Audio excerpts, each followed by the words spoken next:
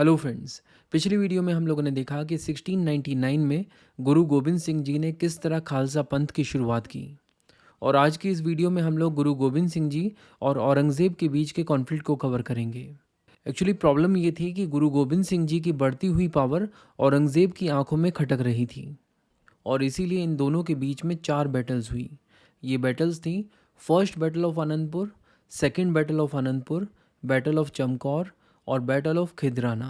Battle of Khidrana को हम लोग बैटल ऑफ मुक्तसर भी कहते हैं। हम इन चारों बैटल्स को डिटेल में कवर करेंगे और शुरुआत करेंगे फर्स्ट बैटल ऑफ आनंदपुर से, जो 1701 में हुई थी। यहाँ पर कई सारे हिल राजाओं ने मिलकर आनंदपुर के ऊपर अटैक कर दिया था। इन हिल राजाओं को लीड कर रहे थे भीमचंद, और इन्हें सपोर्ट था औरंगज़ेब का। बट खालसा पंथ अब पहले से बहुत ज़्यादा स्ट्रांग हो चुका था, इसीलिए इतने सारे हिल राजाज मिलकर भी सिखों की फ़ौज को नहीं हरा पाए, और यहाँ पर इन सारे हिल चीफ्स की हार हुई। इससे औरंगज़ेब को ये बात पूरी तरह से समझ में आ गई कि हिल चीफ्स के अंदर इतना दम नहीं है कि वो सिखों की फ़ौज से लड़ सके। और इसीलिए फर्स्ट बैटल ऑफ आनंदपुर की हार के बाद औरंगज़ेब ने लाहौर के गवर्नर और सरहिंद के फौजदार वज़ीर खान को हिल राजाज को लीड करते हुए आनंदपुर के ऊपर एक बार फिर से अटैक करने के लिए कहा। ये अटैक 1704 में किया गया था, और इस बैटल को कहा जाता है सेकेंड बैटल ऑफ आनंदपुर। इस बैटल के दौरान वज़ीर खान ने आनंदपुर फोर्ट को चारों तरफ से घेर लिया था, लेकिन सिखों ने भी आनंदपुर फोर्ट को बहुत ही हीरोइकली डिफेंड किया। लेकिन वज़ीर खान अपनी पूरी फौज के साथ वहीं डटा रहा, और उसने आनंदपुर फोर्ट का घेराव कई महीनों तक नहीं उठाया। ऐसे में फोर्ट में आने और जाने का रास्ता पूरी तरह से बंद था। कोई भी खाने पीने की सामग्री भी फोर्ट के अंदर नहीं आ पा रही थी।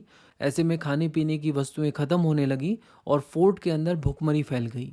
अपने साथियों और अपने फैमिली मेंबर्स को भूख से मरते देख 40 सिख सोल्जर्स ने गुरु गोबिंद सिंह जी से प्रार्थना की कि आप मुगलों के सामने सरेंडर कर दीजिए। लेकिन खालसा पंथ के बाकी सोल्जर्स का कहना था कि हम लोग आखिरी दम तक लड़ेंगे और मुगल्स के सामने घुटने नहीं टेकेंगे। इसका मतलब इन 40 सिख सोल्जर्स की बात को अनसुना करना पड़ा, क्योंकि ये माइनॉरिटी में थे। लेकिन गुरुजी ने इन्हें इजाज़त दी कि अगर ये चाहें तो ऐसा करके जा सकते हैं, और इस तरह ये 40 सिख सोल्जर्स आनंदपुर फोर्ट को छोड़कर चले गए। बट हर दिन सिचुएशन पहले से और ज़्यादा बदतर होती जा रही थी, क्योंकि बिना खाने के भूख से सोल्जर्स ही नहीं उनकी फैमिलीज़ भी मरती जा रही थी। और इस चीज़ की खबर वज़ीर खान के पास भी थी, और वो जानता था कि घेराव काम कर रहा है, और इसीलिए उसने घेराव को कंटिन्यू रखा।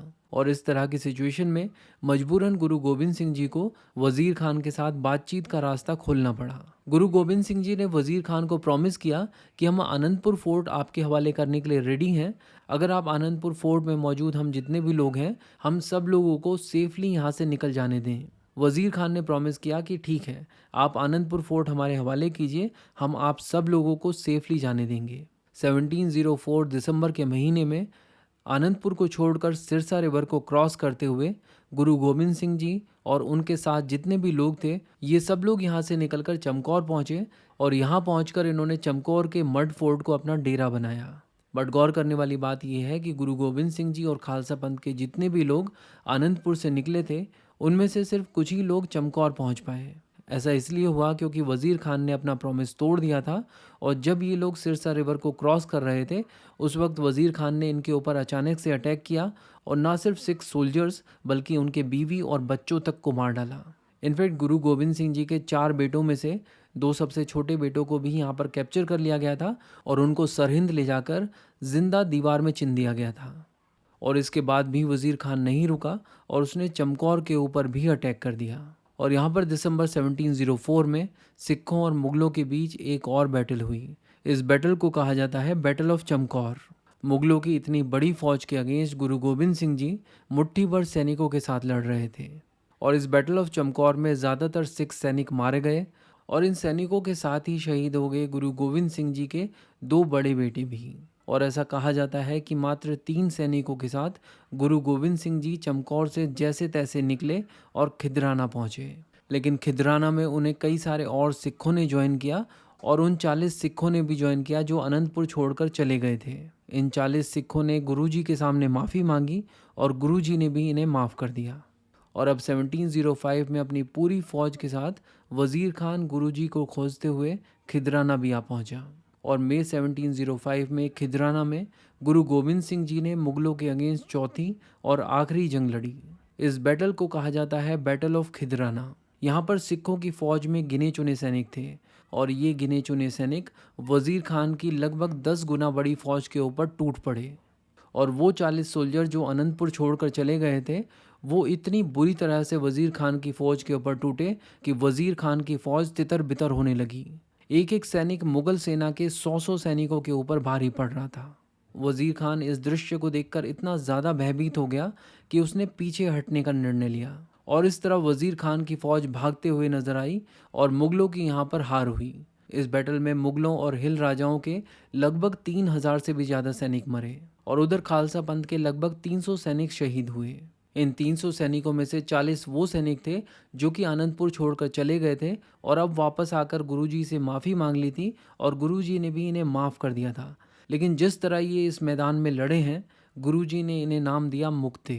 मुक्ते का मतलब होता है लिबरेटेड, यानी ऐसे लोग जिन्हें मुक्ति मिल गई हो, और इसीलिए बैटल ऑफ खिदराना को बैटल ऑफ मुक्तसर भी कहा जाता है। मुगलों के खिलाफ इस चौथी और आखिरी जंग के बाद गुरु गोविंद सिंह जी तलवंडी चले गए। उनकी लाइफ का मिशन पूरा हो चुका था। तलवंडी पहुंचकर उन्होंने रिटायरमेंट ले लिया था। इस जगह को तलवंडी साबो भी कहा जाता है और आज की डेट में इसे कहा जाता है दमदमा साहिब, यानी हॉल्टिंग प्लेस। और अब यहाँ पर एक इंसिडेंट का जिक्र करना बहुत ज़रूरी है। बात यह है कि गुरु गोबिंद सिंह जी ने औरंगज़ेब को पर्शियन लैंग्वेज में एक पत्र लिखा था। इस पत्र को कहा जाता है जफ़रनामा। इस पत्र में गुरु गोबिंद सिंह जी ने औरंगज़ेब की रिलीजियस प्रोसिक्यूशन की पॉलिसी को कंडेम किया था और औरंगज़ेब को बताया कि क्यों क्रूअल मुगल गवर्नमेंट के खिलाफ सिखों का आर्म्ड स्ट्रगल जस्टिफाइड है। इस पत्र को पढ़ने के बाद औरंगज़ेब ने गुरु गोबिंद सिंह जी को अपने पास मिलने के लिए बुलाया। उन्होंने कहा कि यहाँ डेक्कन में मैं ज़िंदगी और मौत के बीच में लड़ रहा हूँ, हो सके तो आप आइए और मुझसे मिलिए। और जैसा कि हमने कहा कि गुरु गोबिंद सिंह जी उस समय तलवंडी यानी पंजाब में थे, तो 1707 में राजस्थान के रास्ते से डेक्कन की ओर बढ़ने लगी। लेकिन वो राजस्थान तक ही पहुंच पाए थे कि उन्हें खबर मिली कि औरंगज़ेब की डेथ हो गई है। ऐसा माना जाता है कि गुरु गोबिंद सिंह जी औरंगज़ेब से मिलने इसलिए जा रहे थे ताकि औरंगज़ेब से मिलके वो आनंदपुर को वापस ले सकें। बट क्योंकि ये विज़िट पूरी ही नहीं हो पाई, तो इसके बारे में कोई ठोस डिटेल्स अवेलेबल नहीं है। तो ये थी डिटेल्स गुरु गोबिंद सिंह जी और औरंगज़ेब के बीच कॉन्फ्लिक्ट की। मेडिवल हिस्ट्री को डिटेल में कवर करने के लिए बुक्सतावा ऐप पर बुक्सतावा कोर्स को ज्वाइन कीजिए। Thank you so much for watching and supporting बुक्सतावा।